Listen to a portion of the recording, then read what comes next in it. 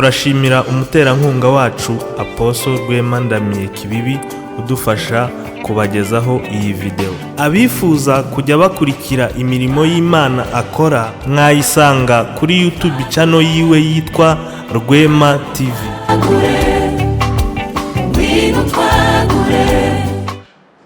Tubahaye ikaze rero mu kiganiro cyacu Tereziya wa Yesu TV. Mumenyereye musanzwe mukurikirana nanone ku machano yacu ya YouTube Tereziya wa Yesu.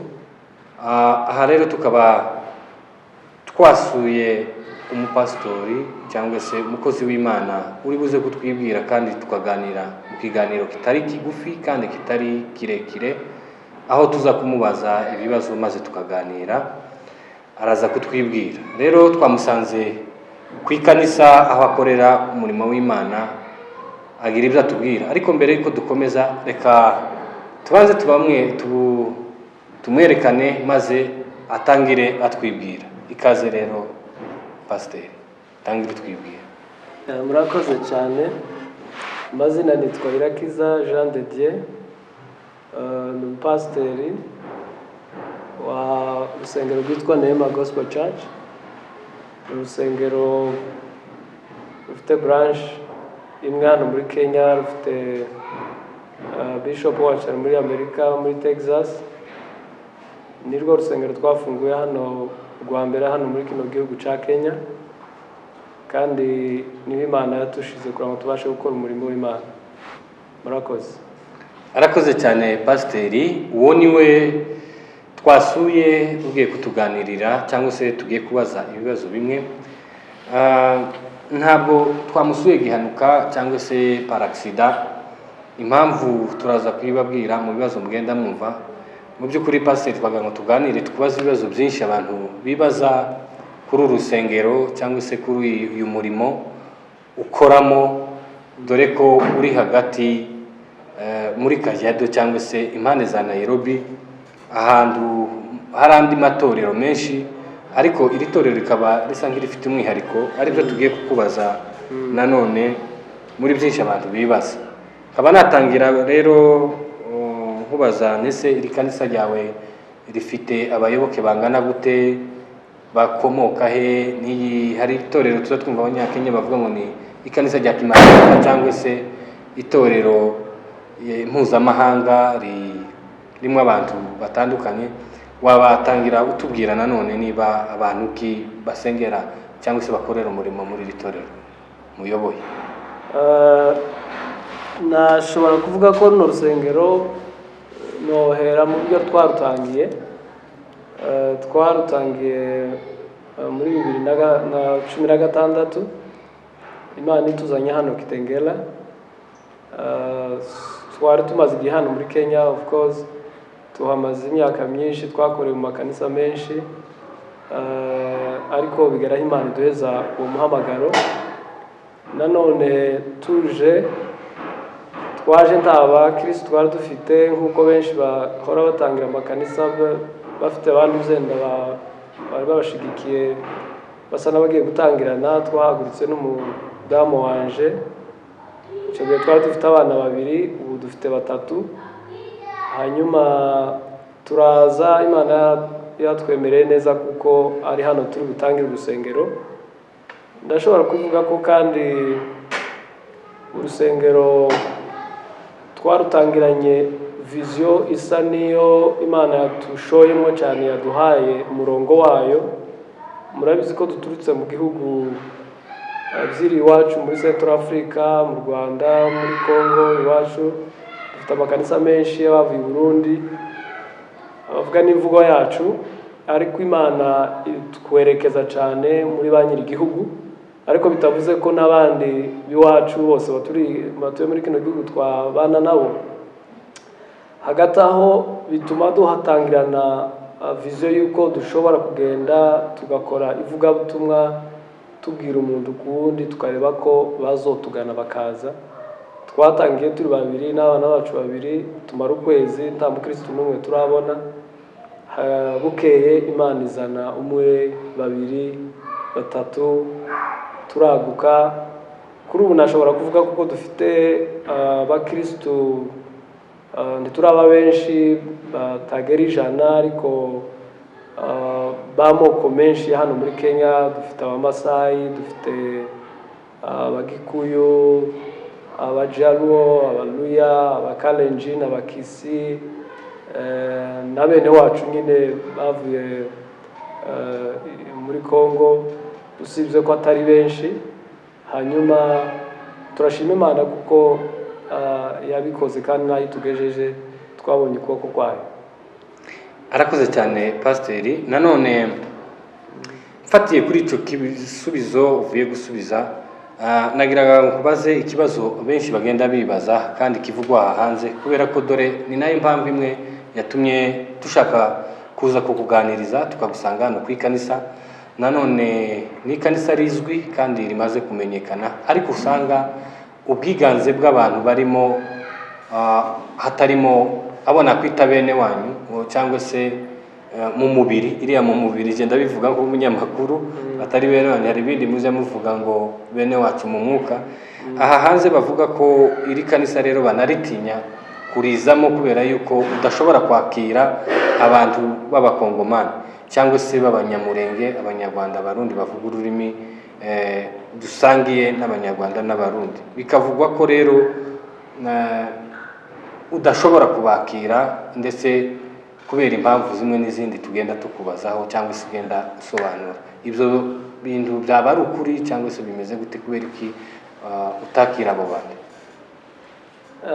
Kuko nashoboye kubivuga ntangira yuko twatangiranye vision yuko twagiye tureba bene wacu benshi. Ndabizi ko hari amakanisa menshi y'abapastori bavuye iwacu banatureze, bafite amakanisa manini arimo bene wacu benshi, bafite amakanisa arimo abakristo barenga 1500, ariko bose bifuzaga ko bashobora kuba bafite abakristo ba nyiri igihugu, abakenya benshi, ariko byenda ntibyakunze bitewe nuko uko batangiye nuko babitangije batabitangiye mu buryo bufite strategy yo kuwininga se cyangwa se kubazana ba nyiri igihugu bakabamo. Ni muri iyo mpamvu yatumye dutangirana uwo mwihariko. Twatangiye tuzi kuko bene wacu bakunda ururimi rwabo, bene wacu bakunda injana yabo, ariyo murayibona iyo duteranye hari uko tunezerwa kandi ni byiza, ariko bigasa n'ibyimiriye abari abandi. Tubitangira tuzi kuko ibyo biza bibimbogamizi nubwo twe bitunezeza, ariko kuri ba nyiri igihugu bigatuma byenda babireba bikabanezeza, ariko ntibumve bo kwinjira ngo babane nabyo. Hagati aho uretse no kuba dufite umurimo w'ubupasitori, turi n'abaramyi, turi n'abantu Imana yahamagaye mu murimo wo kuramya. Duhita duheza urusengero rwacu ishusho yo kuramya n'uburyo tuzaturamya dukoresheje live music, kandi Imana yaduhaye niyo mpano, niyo grace turayifite. Kandi sinje nyine n'umudamu wanje, ni natwe tuyoboye kuramya hano. Hari abapasiteri benshi bicara bakabwira abasore ngo babishoboye bagende baramishe, nibahava baje kubwiriza. Twebwe nitwe turamisha dufatikanyije n'itimu nyine ya worship team, ariko twumva ari n'umuhamagaro wacu wo kuyobora kuramya. Muri iyo vision rero twiheza kuvuga imvugo ba nyiri igihugu bisangamo, irimo igiswahili n'icyongereza, kandi kenshi mu kubwiriza tubwiriza icyongereza kuko dushaka ko turicinga amahanga menshi. Tunashishikariza na bene wacu bisanze mu bihugu babungiyemo se cyangwa bahungiyemo, niko no bivuga, bakagombye kugerageza kwiyadapta n'abanyiri igihugu, bakanamenya n'imvugo zabo kugira ngo bagirane usabane, hanyuma babashe kubagezaho icyo bafite. Imana yaradufashije. Njewe nja gutangira nabaje kumara imyaka myinshi hano, nagiye no ku ishuri rya Bibiliya riramfasha kubasha kumveza ubumenyi buhagije, ndetse no kubasha kongera mu mvugo kugira ngo ninaja kuganira nabo bumve ko turi kumwe.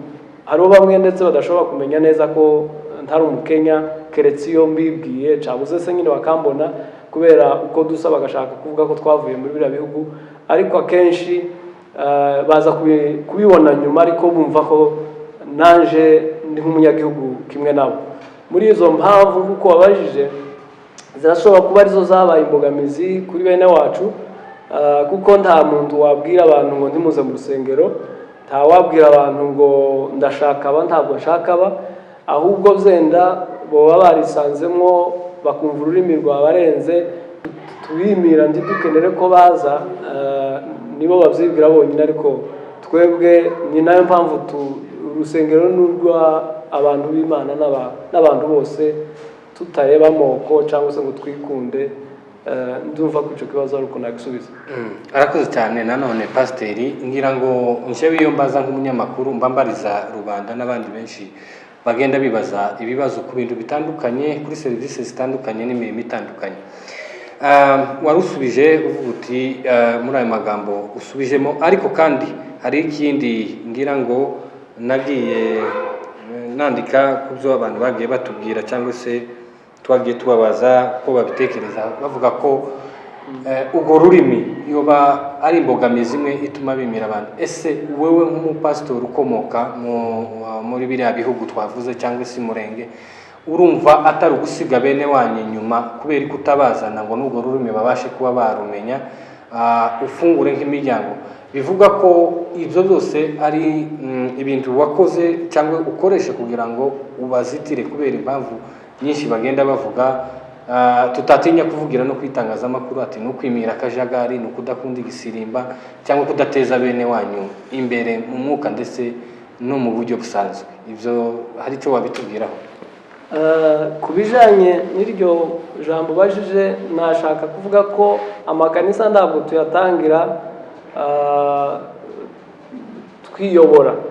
tuyoborwa n'umuhamagaro, kandi akenshi iyo umuhamagaro uje ni ukubwira uko uri bukore. Ni nayo mpamvu umunsi Imana ihamagara Aburahamu, icambere yamubwira ngo uve muri bene wacu, nuko abantu bakunda bene wacu, kandi nanje ndabakunda, ni nabo navukiyemo nakuriyemo kugeza mbaye umugabo, baranshingira. Ariko iyo umuhamagaro uje urakubwira ngo korera, ndetse ugukura mu gihugu ukakujana mu kindi, ugukura mu karere ukakujana mu kandi, kwigisha imico utarusanganwe kugira gusa ngo ubashe gukora uca umuhamagaro ushaka.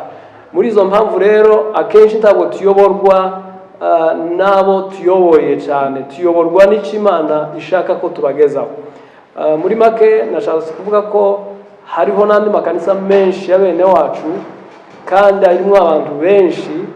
Nizere ko umuntu wese wifuza ko uza muri urusengero rushobora kuba rukoresha indi mvugo, yakagombye kuba nawe abifitiye uwo mutima wo kubikunda. Abumva noneho badabishoboye bakaja muri ayo ngayo yandi aborohereza uko babyumva, ariko twe tukaba tutobihindura kugira ngo ariho ngo nabo biyumvamo, ahubwo bakagombye kumva ko nabo bakenera impinduka, kuko natwe igihe tuje hano ururimi twari turuzi byaratuvunye kugira ngo tubashe kubigeraho, ariko kuko ari umuhamagaro w'idusukuma kubikora, twagerageje kubishyiramo umwete.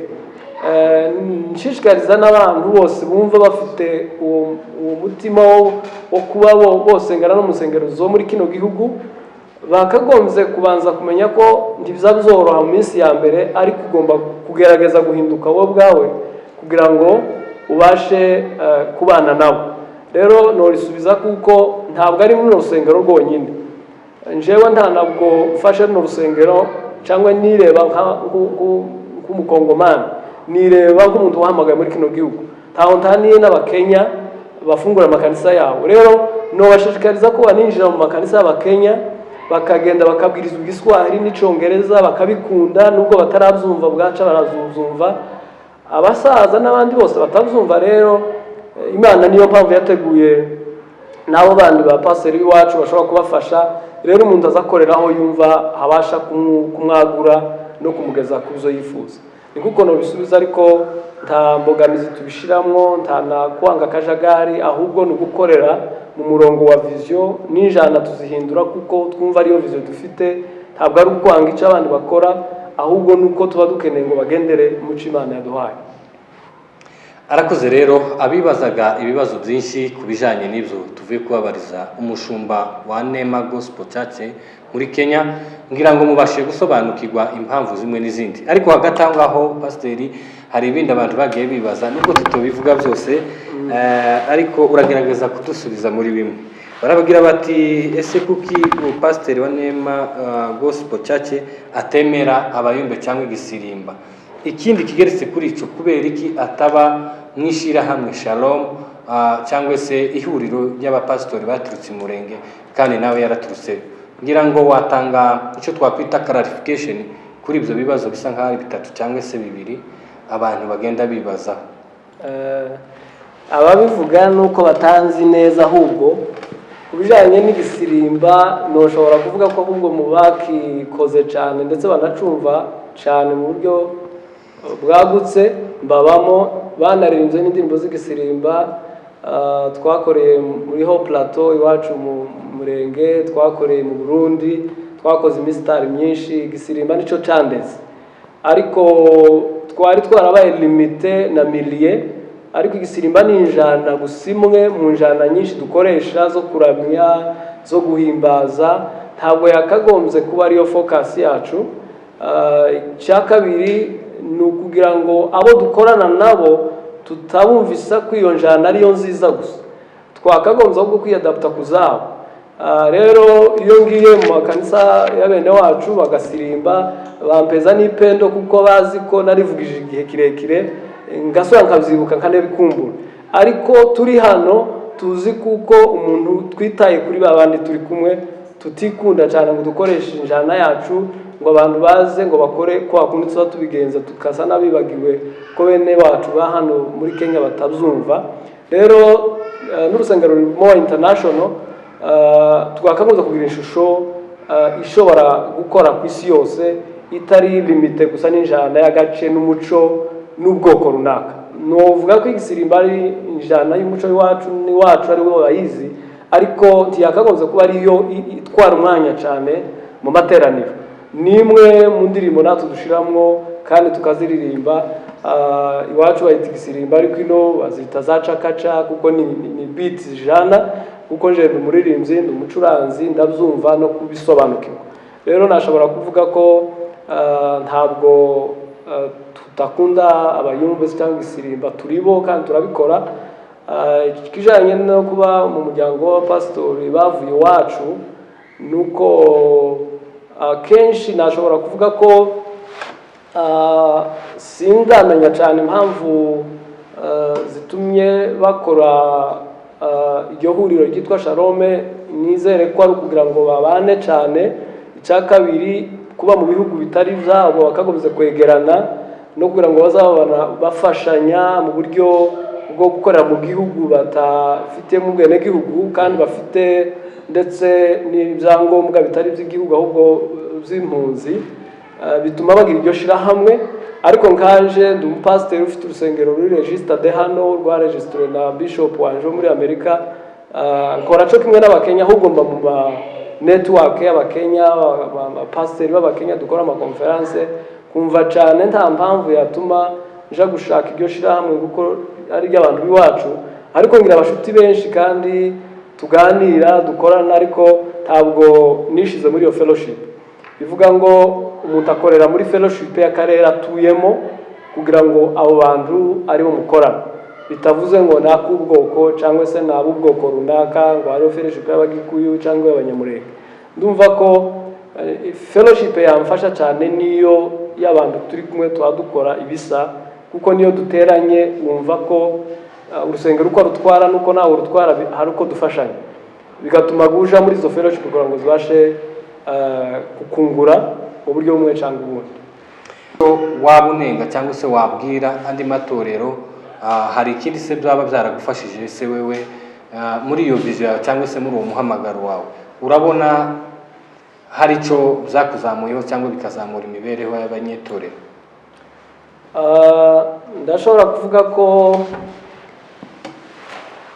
nzanganira na benshi bakozi b'Imana biwacu bahamagawe ariko ndizera ko umuntu azakorana n'umuhamagaro we nk'igihe ngeze muri kino gihugu nasanze abagabo bandeze barabamisiyoneri barahamagariwe abayisilamu b'abasomali turafatikanya Victor Bikebanyi na Bishop Jackson Gahungu nako Simon Gahungu turafatikanye kandi baraturera.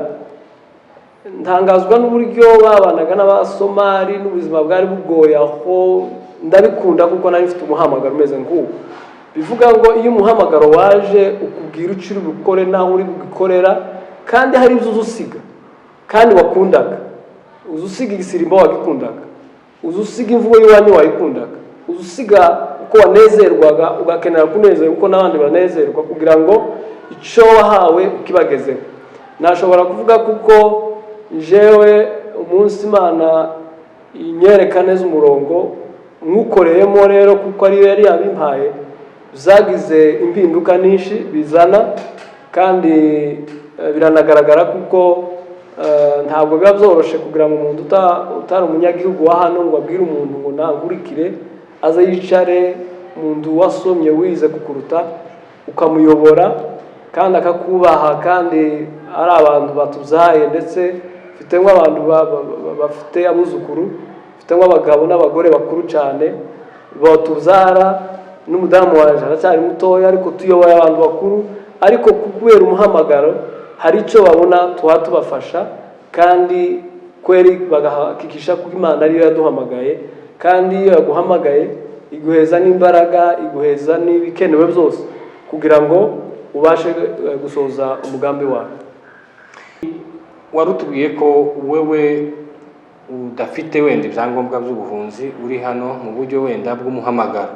Ese ko tuzi ko wavuye muri Kongo uhunze byaba byaragenze gute kugira ngo uze ukore uyu murimo hano utari impunzi? Abantu bibazaho byinshi bakanavuga bati impamvu wenda dakenera kwentegera bariya bene wabo ati wenda si n'uwo muhamagaro kuko benshi ntibabizi tibasobanukiye umuhamagaro wanyu, bakavuga ati ni wenda buriya nuko we atari impunzi niyo mpamvu adashaka abandi basa n'impunzi. Icyo wagira icyo wakitubwira ukamara amatsiko nanone abaze babyibaza n'abadukurikiye kuri icyana. Nashobora kuvuga ko atari we wa mbere umbajije ikibazo cy'impamvu nkiri hano muri Kenya.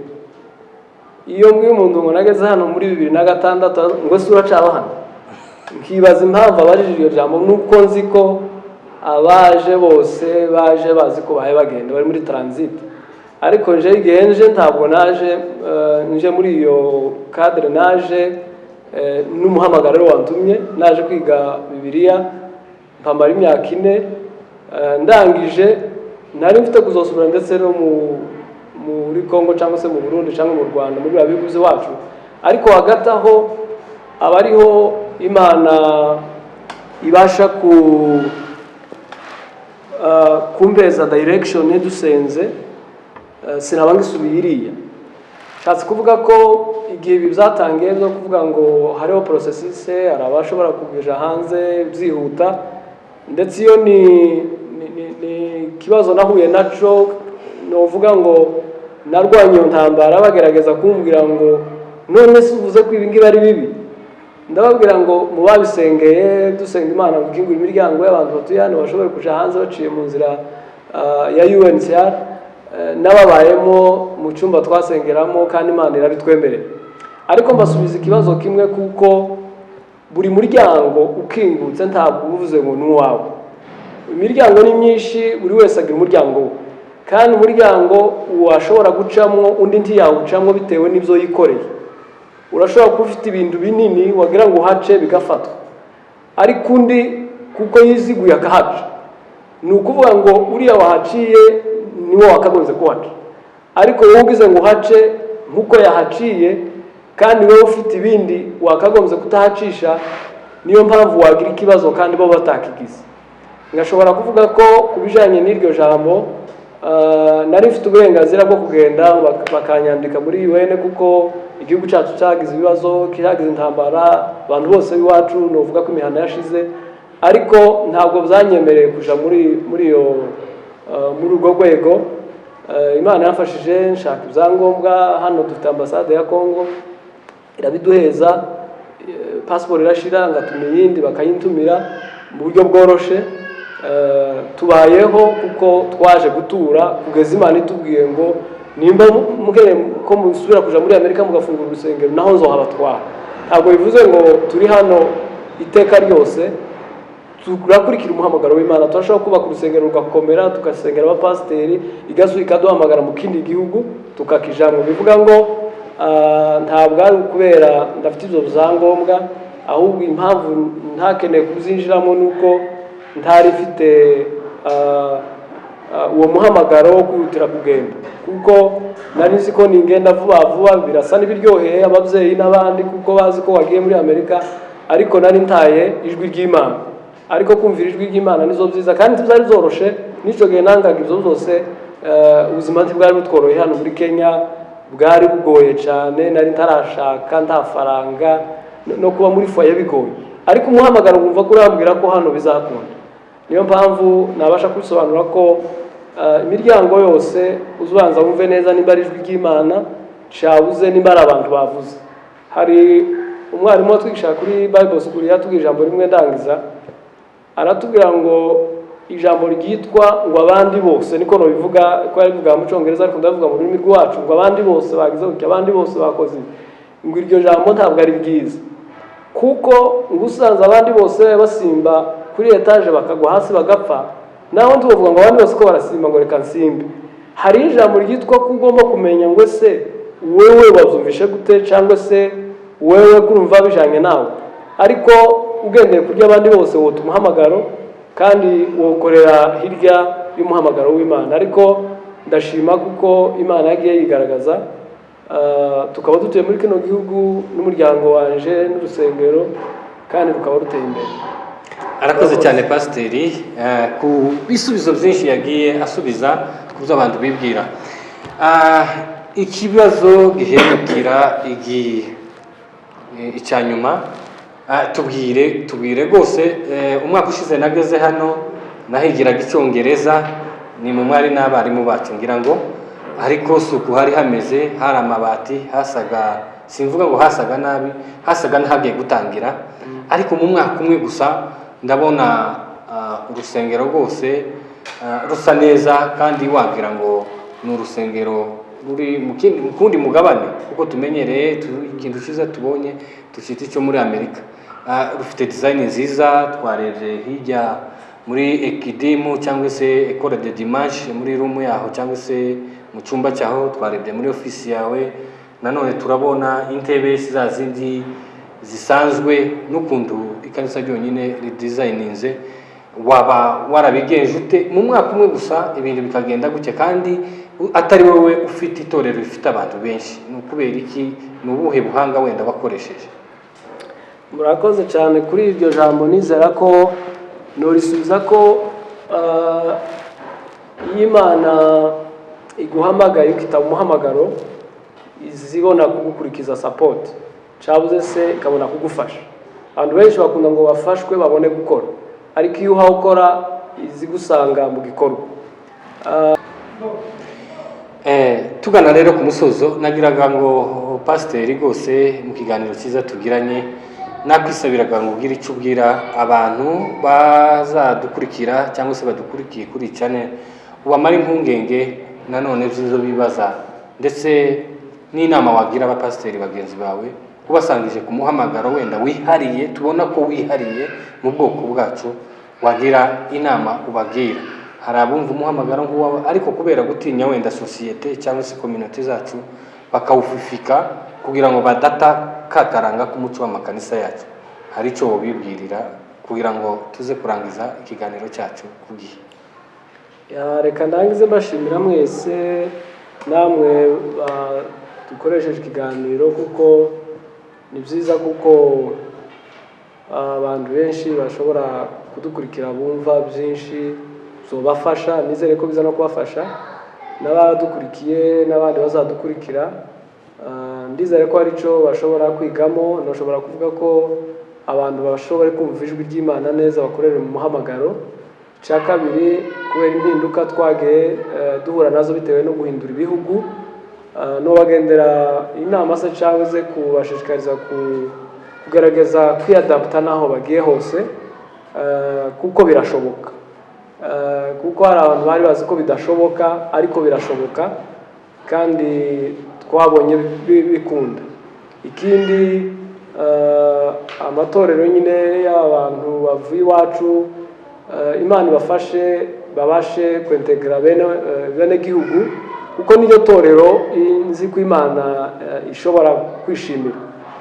Itorero rifokasinga gusa ku bwoko bumwe riba rifitemo akabazo kuko nanje ndu Munyamurenge navuye iwacu iyo ni intege nke tugira zo gushaka ko kwikunda ariko no bashishikariza kugerageza ibishoboka byose bumve ko ubutumwa bagomba kubushira ba nyiri igihugu ndetse ndabizi ko iwacu bagiye bava iwacu bazi Imana ariko ino haracara abantu benshi bakeneye ko babwira ubutumwa kandi baheze iyo Mana mwumva mufite kumva ko cyane twashira imbaraga muri ba nyiri igihugu kuruta gushira imbaraga muri bene bacu kandi bose basa n'abantu barerewe mu makanisa no mu matorero ndetse benshi n'abavuga butumwa abandi n'abaririmbyi bakagombye ahubwo kumva ko Imana yabazanye ino kugira ngo baze gukora igikorwa bashike noneho baricara bakora ibyabo. Ndibuka nakoze ku apotre Victor yigeze kutubwira ko mu mpamvu zatumye intumwa Imana izitatanya ngo zari zakomeje kunezerwa hamwe zibagirwa iki Yesu yasize ababwira ngo mugende ku isi yose banezerewe hamwe. Rero Imana ibakubita ingoni baje mu bihugu bitandukanye ubutumwa buravuga no ushobora guhamya neza ko kwisanga muri bino bihugu atari impamvu cyane y'intambara ahubwo harimo umugambi w'Imana. Rero abantu bakagombye kumenya bamara kutahura bagera muri bino bihugu ndetse nimba bibasaba kubanza kwiga imvugo bakaziga n'ibindi no kumenyera abanyiri igihugu ariko bakumva ko umugambi ari wo kuzoza bageza ubutumwa aho bari naho batuye mu bihugu. Sinumva ko n'Imana yabazamura bariremeye ako kantu kiwabo konyine kandi bumva bakeneye kubana na banyiri ibihugu ibyo tujamo muri za Amerika no mu bindi za Australia na Canada tugerageze kwegera abanyiri ibihugu kugira ngo tubagereho batubere umugisha natwe tubabere umugisha. Murakoze kandi tushimiye cyane abadukoresheje ikiganiro n'abazazumva bose Imana izabafasha. Arakoze cyane rero Pasiteri cyari ikiganiro menya nibi kuri Televiziyo wa Yesu TV kuri channel ya YouTube. Pasiteri tukaba tubashimiye ku kiganiro cyiza tugiranye kandi twongera kubakenera ngira ngo muzodukingurira amarembo kuko mwabigenjeje. Murakoze cyane bakunzi bacu naho ubutaha komeza ukore subscribe ndetse uvuze n'agakengeri kuri Televiziyo wa Yesu TV. Ciao ciao murakoze cyane.